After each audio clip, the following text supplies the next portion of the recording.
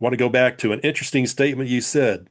You said that the Hour of the Dragon was not, or you, Bob did not consider that to be part of the Conan canon. What do you mean by that?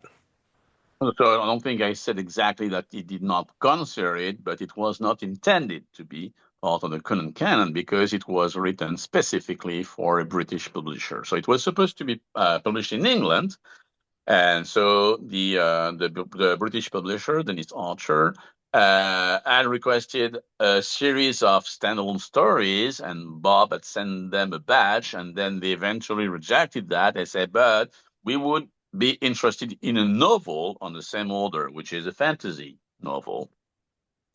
And so that's why he decided in early 1934 to write a novel. The first effort was I'm Dead Certain Almeric, which he abandoned for a few days.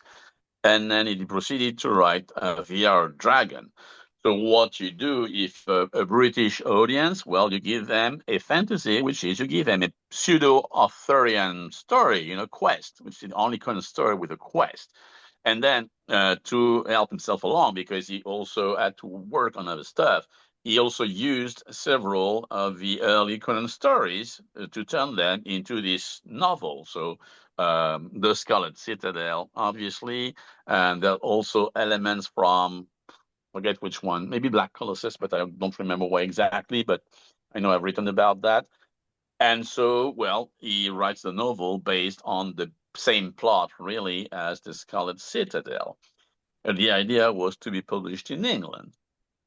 And the novel got accepted, but sadly, as was often the case during his life, the publisher went into receivership by the end of the year, which is why the novel was sent back to him. And so what he did, he sent it to Weird Tales, who published it, sorry, as a serial in from December 1935 to April 1936.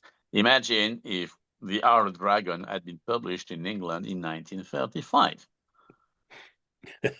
The history of fantasy would not be what it is.